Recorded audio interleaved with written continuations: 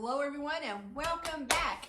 In this video, I'm going to show you how you can ease the symptoms of knee pain, lower back pain, IT band issues, all with one stretch, just one.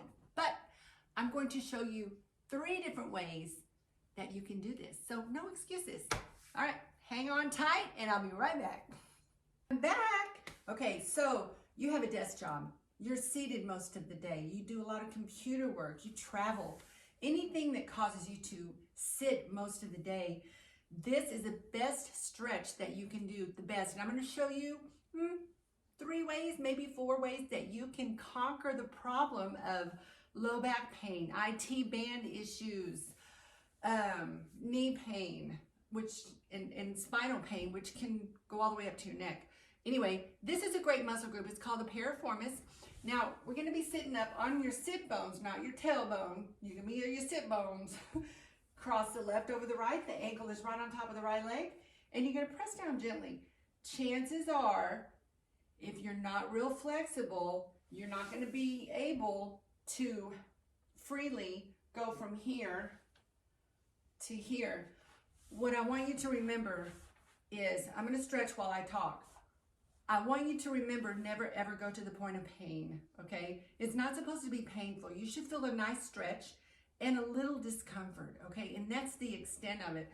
Never go to grimacing on the face where you're forcing the move, or it could wreak havoc. It really can. So this is a good stretch right here. You can do it at a desk, in a chair, anywhere. So I'm in a chair. I'm going to show you modified versions that you can do on the floor as well.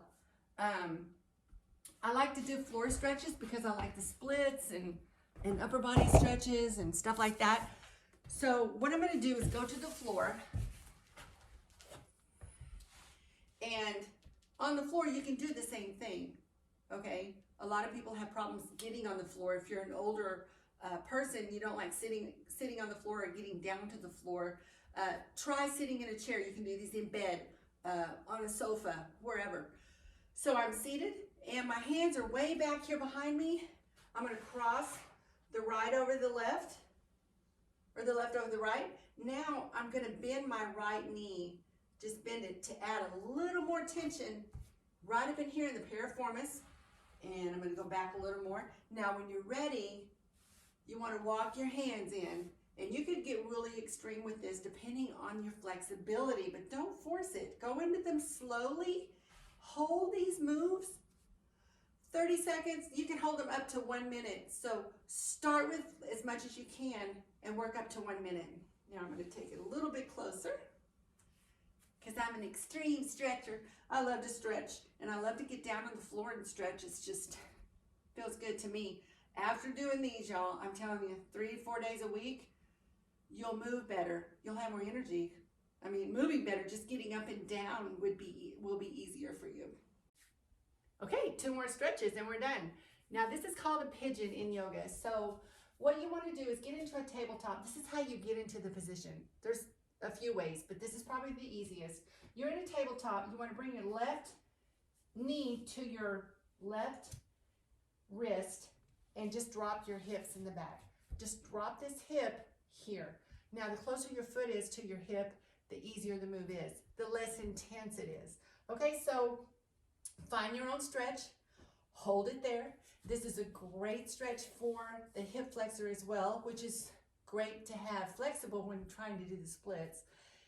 And then your knee, it's going to be right under your armpit of your left leg, left arm.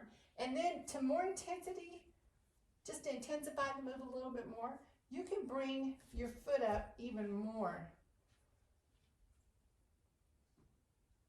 if you want, as long as this hip stays down, because this isn't going to get it, okay? If you're here, just come back up, maybe lay down a little more.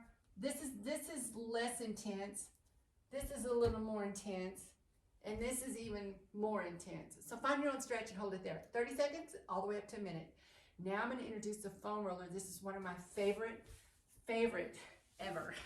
So the foam roller, oh, I just love this thing. I would start with the foam roller before I'd grab a hard ball. to get that knot out of your piriformis. So, because it's less intense, less in,